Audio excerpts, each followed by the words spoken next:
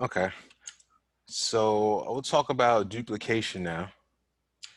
And so let's say I have this Control D, E, holding down J. So let's just say I have these two objects. I'm going to combine them. All right, so if I'm going to duplicate, usually I do Control D, and then I can move it over here, and then do Control D and move it wherever. But as we can see, they're not like evenly spaced. So a way that we can get exact measurements on our duplicate is on our objects is duplicate special. So if I go right here to duplicate special, and as always, if you hit the box, you get the controls. So if I click on that, I get this box right here. I hope you all can see this. I know like Zoom opens up in different windows and stuff. But right now this is saying translate 25 units, all right? 10 times. And whenever you see the three boxes, this is X, Y, Z. So as we look at it, X right here, you already know what Y and Z are. So let's see what this looks like. If I press wait, I forget which one actually with this. Because one of them says apply and close. I think this is the one that closes it. So if I press apply, yeah, it does it, right? But if I was to press this, it'll close the window too. So just know that. Duplicate special. So this is apply the action. Mosquitoes. This is apply the action, and this is apply it and close this window. So 25 units, so that means 25 of these cubes. All right.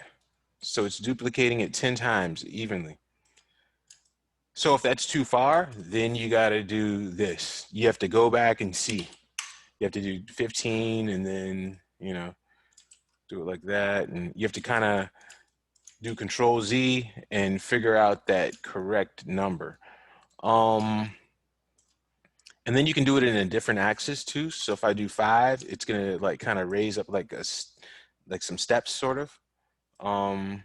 You see what it does if I do 10 and 5. Yeah. So if you want to duplicate a lot of objects, you can do it like this. Yeah, so it's basically duplicate. Oh yeah, and there's instance. And what instance is different than a copy. So there's a duplicate, which means like you're duplicating it and then you can change it. So, didn't see y'all in the room. Sorry there. So you can duplicate and you can change the object. So for instance, I can click on this. I can do close, right? And each one of these objects right here, I can go in and take the vertex, let's say, and alter it, right? That's what you can do with a duplicate. But there's something called an instance. And what an instance is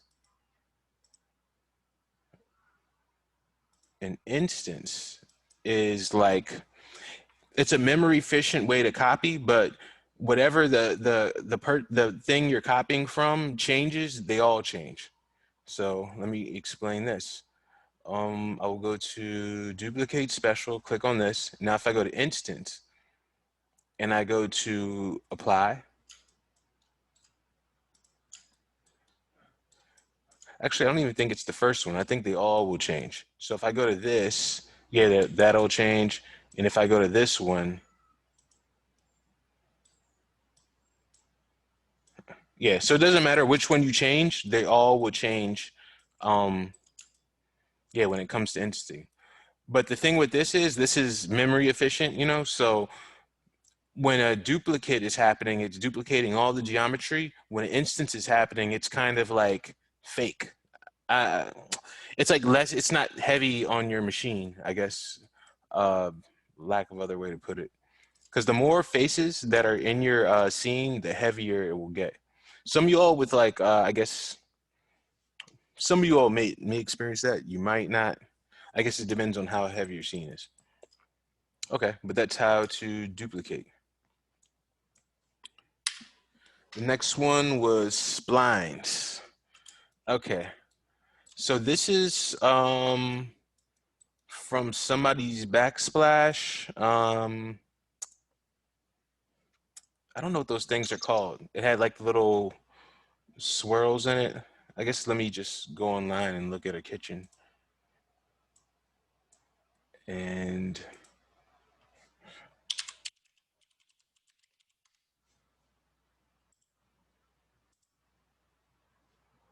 share.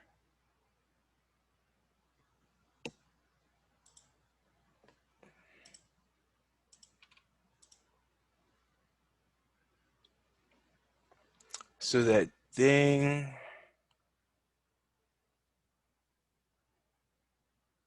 where was it?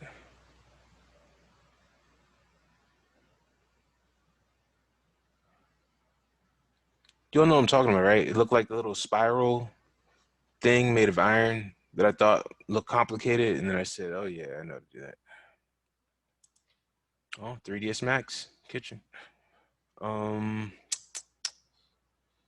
what would that thing be called? I wouldn't know the name. That's why I'm trying to look for it.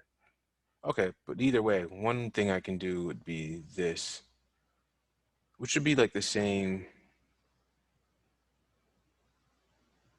thing. Let me do this.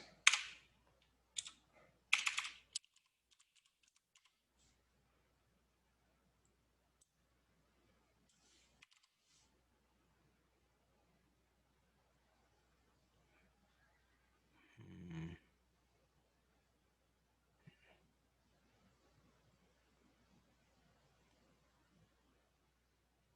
Yeah, I don't see any. I saw some in you all's references, but I don't see any here.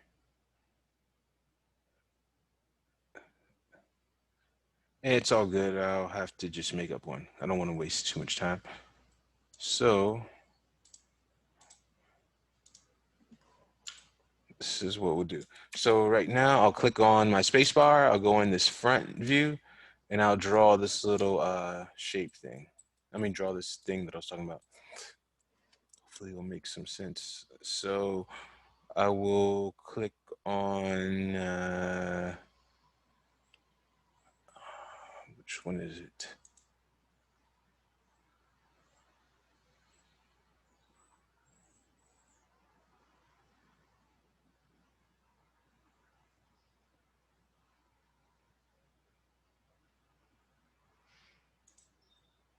Okay, it's create curve tool, CV curve tool.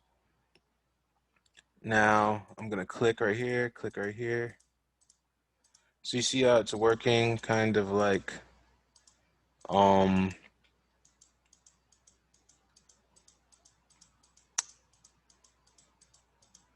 I forget what you call this in Photoshop. Spline curves, I guess. I guess that's the name. So I'm gonna press Q to quit. So I just drew that curve right there. Um, Now if I want to edit this curve, like let's say parts of it looking rough, I can right click and I can go to control vertex, all right? So now I can select this, press my W, and kind of move this how I want it to be.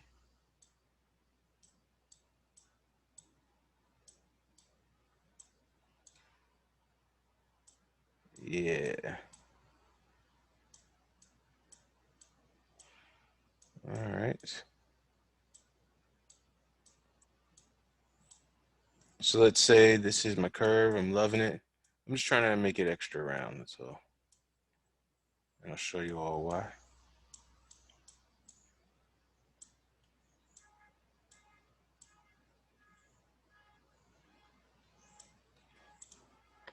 So here's my first one. I'm gonna do something, Q to quit, that I've never really done before, and that's create two. Um, so let me see.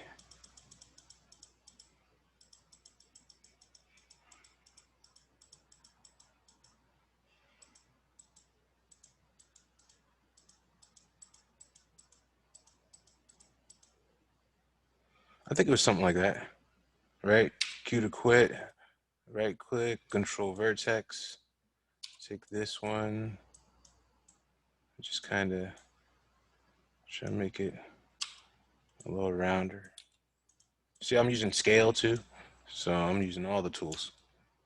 Okay, all right. So this is what we have right here, right? Now what I'm gonna do is I'm gonna extrude a cylinder along, I'm basically gonna make this into geometry. So if I take a cylinder right here, I'll drag this up. Um, I'll go E. Well, actually, first thing you want to do is actually you want to do this. You just want to get the thickness right, because how thick this is will run along this curve right here. So let's say I like this right here. I'll put my four-way view. Press F to zoom in. Yeah, this probably be the best way to get it precise. So we'll take this, and what you want to do is you want to have this face like almost like looking at the curve, because it's gonna go whoop, and it's gonna like, extrude along this curve. So since it's in the right place, because that cylinder was made in the center, and I didn't move this from the center, so this is all like set up perfectly. I'll scale it down just a touch more. Press F. All right. Now I will make sure. I'm just trying to make sure that this thing is right, as close to that middle point as possible. Okay, so now you see how it's touching the middle of that cylinder. So now I'll go to face, select just my front faces. I'll press 4 just to make sure. Press 5. All right, so now here's the fun part. The faces are selected. Hold down Shift, click on the curve, right? And then do a Control E for extrude. Look at that, right? Now this is what happened, right? This is saying, okay, we're going to extrude along this curve, but it went straight to the end because it has no divisions. But if I start increasing the divisions, all right, now if I take it to 50, look at what's happening, right? It's starting to smoothen out. I press 3 just to see what it looks like soft. Not that bad. But you know what I want to do? I want to do 75 just to see. Press 3, smooth it out. Not good enough for me. All right. I'm just going to do 125. I think that's good enough for me. You don't have to do that much, because actually the look doesn't look that much different than it did. So look, this is what 125 when I press 3 smoothed out looks like. Let's do 75. See, it doesn't look that much different. But I just want to see 200. Yeah, it's all right. Okay.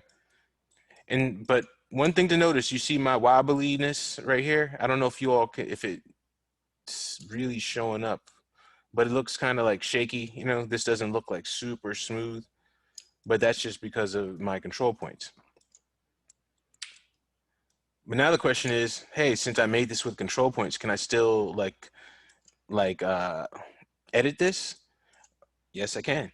I go back to this first curve, right click, first curve, right click.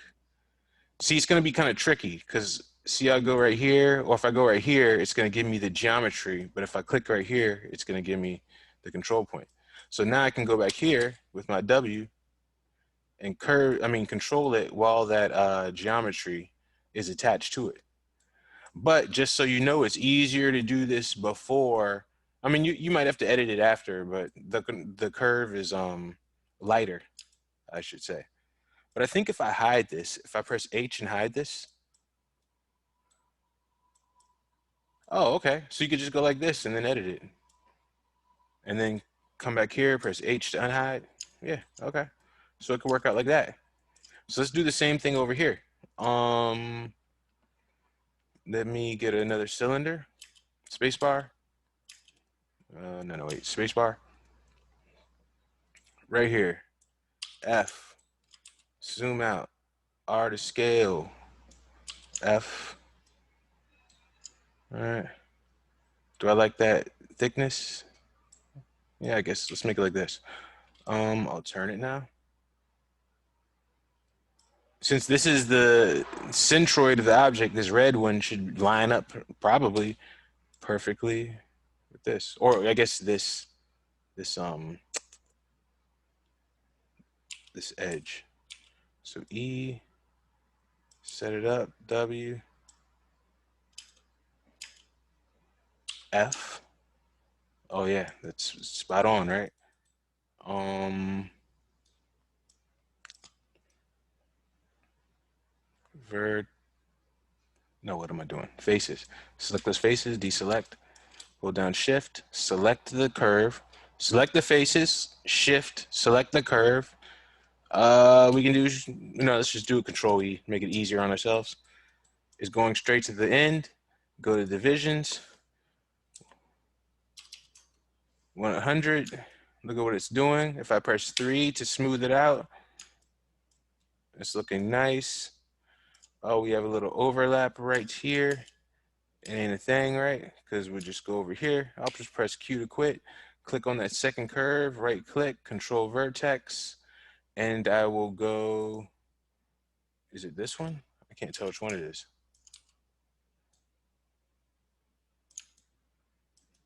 Yeah, probably pull that one and a little bit of this one, right? Oh, wait. Missed that one. You know what you do? Just to show you, this is how I'd really do it. This is like a personal project or something. So I'm going to select all 3 of these. I'm going to move this one out.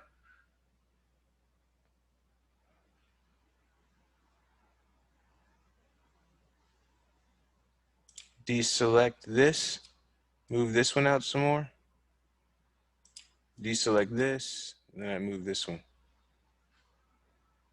Basically, well, I would try to do it in a way where it would not like, I guess, look that crazy. You know what I'm saying? Like it would bend back and then bend in front. Well, I think I did it. It's a little rough right there though. But all this is like just slowly kind of refining your objects.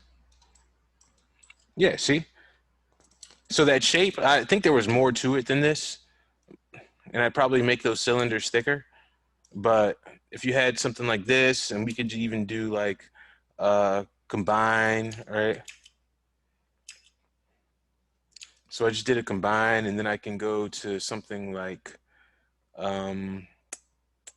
mirror tool. So a mirror, I cut geometry. I mean, cut geometry, take that, turn that off, and then it's already given it to me on the X axis, all right? So I can press Q to quit. Then I can select this right here and go back to my mirror. And then instead of it being on X, put it on Y.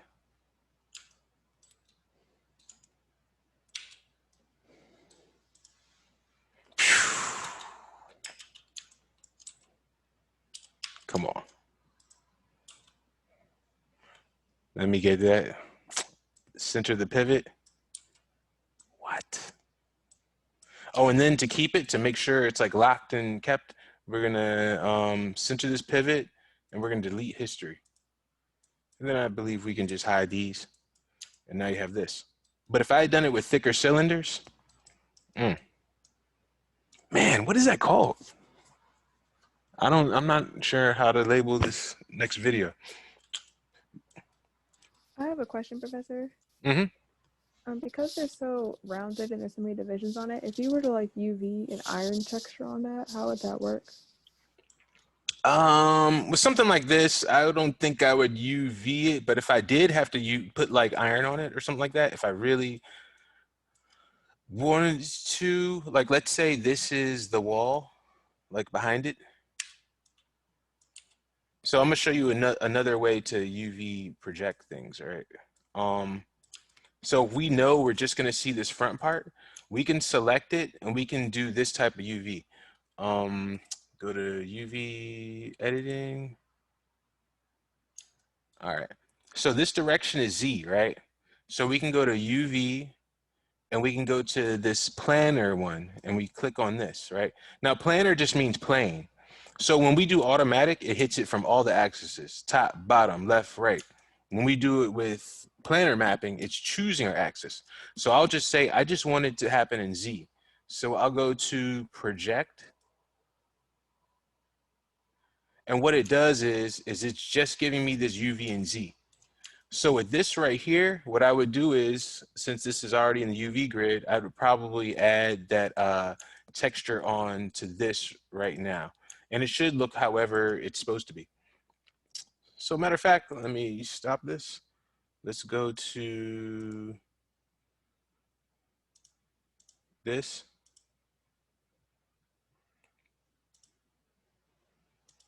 And what's that website again with the best textures? I forgot the name. Textures.com. Oh, what? Oh, I spelled textures wrong. Okay. All right. TXTR. I'm about to say. All right.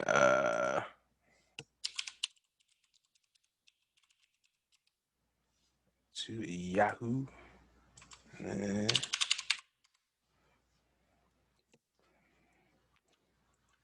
Okay, so look, I got 15 credits.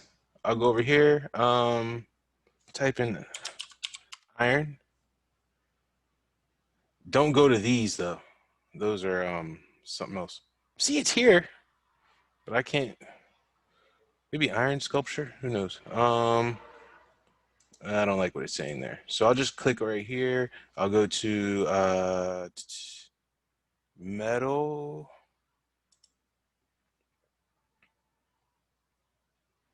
Ooh, something like this, bronze and copper.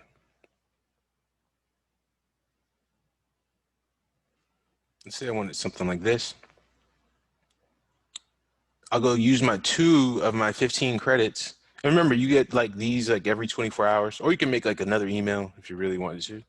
I'll just click on this one. I got this texture in here now. So, so now this is just about clicking on this, assign new material. Ooh, will it work? Yeah, standard surface.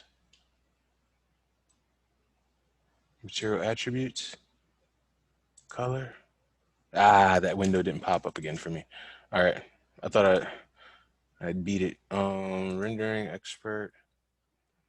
Um, Pokemon ball. We have this 2D textures file. Take the file. Whoa. Take the file, put it here. Out color, base color. The file was, no wait, documents. What was it? Downloads.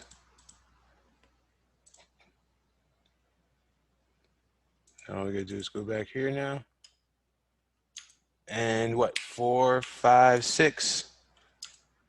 It should have been thicker. But because this was put on that UV,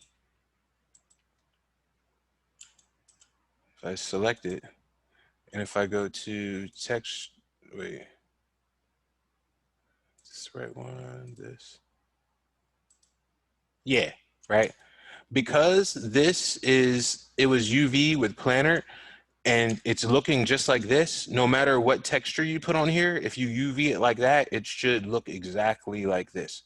So for example, right here, there should be like a little piece, like that's like a little cut or something like that. Not a cut, yeah, I guess a cut. And we go here, it's there. And as always, the more higher the resolution, the better the picture. So, what else is on my list? Oh, increment and save, right? So for you all who are like working, I'm telling you straight up, Maya is a hater. It's gonna do it. It does it to everybody. It happens. Uh, Yeah, Jade is just experience it. So what's happening is this: you work on it. Like me right now, I'm loving this. I'm feeling like good. I'm feeling kind of arrogant almost. Like yeah, it looks looks badass, you know. And then it'll crash on you. And it always will happen once you're doing something you really like. I'm telling you, I've been in this program for a while. So you have to do, well, one way to save yourself is clicking on this and going to increment and save. Now, if you increment and save, I'm not going to do it right now because I haven't saved anything. But let's say I save this as iron thing or whatever, right? And I'm working on it. I like it. I got into a good point. I'll just go over here, increment and save. I work on it some more. I like it. I got to a nice point, increment and save. So what increment and save does, it just adds on a number. So you just click on it and it just adds on another number. Iron thing 1, iron thing 2, iron thing 3. And then in the end, you know, you can delete all those later on. But ooh, look at what it did. It smashed those. Um, so yeah, increment and save will save your life. Because you're gonna see, y'all are all gonna experience it. You're gonna be working, loving everything, and it's just gonna destroy all your work. So yeah, increment and save. Um, a vase. So let's hide. Nah, delete it. Um, take these right here. See, they're still there, but I'll delete those. A vase. So somebody had a nice looking vase in their scene. Oh, and also, I'm just doing this vase because I saw it. But if you all want to jump out there and ask any questions of something that you're curious on how to make, just let me know.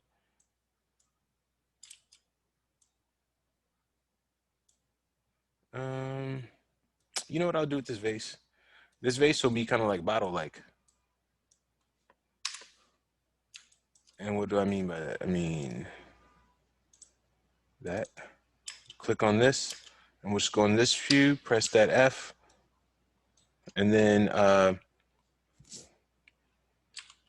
what was it? I'm not sure if it was Alexis who was telling me that shortcut for extrude. Was it Alexis? I think it was. It was like control. No, no, wait. Shift and click. Yeah.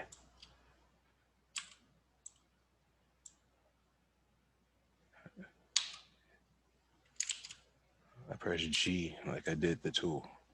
Let me go back. What did I do? Edge. Okay. You know what? I might just do this with this one.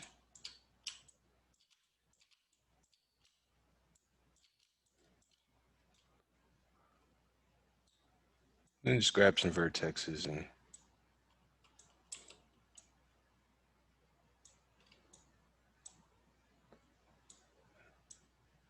and I also like to do this sometimes. So I'll grab a whole bunch of geometry. I'll pull it in like this, let's say. Deselect this. Pull it in.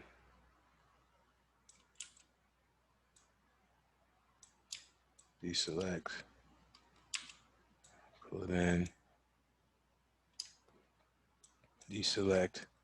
Scale it out. Deselect. Scale it out. Deselect. So kind of like the same thing we did before.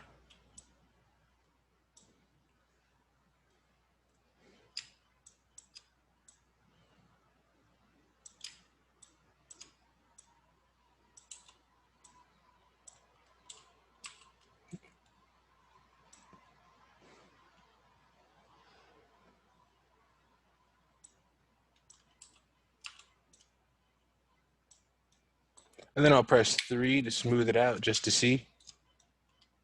Now we're really kind of seeing what it's going to look like.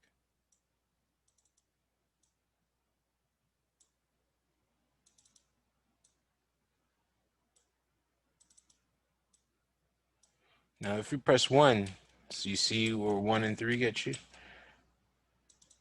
Maybe this one doesn't belong. Shift right click, delete edge. You know?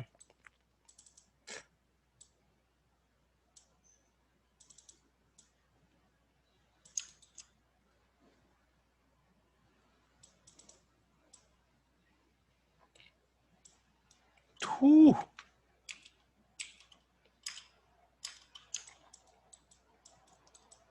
That's hot, if I don't say so myself. Now we need to give some thickness. Let's try it 2 different ways. I'm gonna duplicate this. Control D. So I'll do Control E, hold down Control, go to the thickness. I guess we could bring it out. We can bring it out or in, because either way we can like. So let's say I'm doing this and I like the size and I just don't want to make it bigger. I just want to make it thick. I can do it this way right here, which is wrong because you see what it looks like. But then I can just go to my faces, double click, shift, right click, face normals, reverse normals, and get it like that. So now we have this.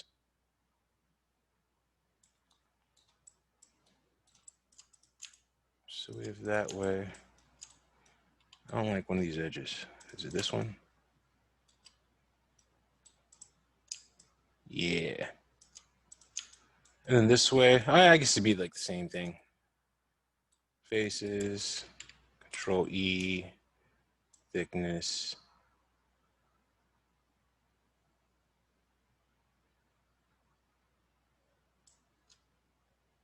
Divisions. And divisions won't matter here. We'll offset do though. Nothing. Okay, yeah, so this is basically same thing. It's got that weird edge.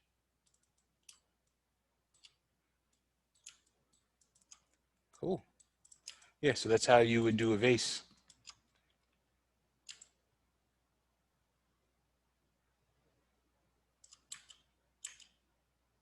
Yeah. Inner extruded, outer extruded.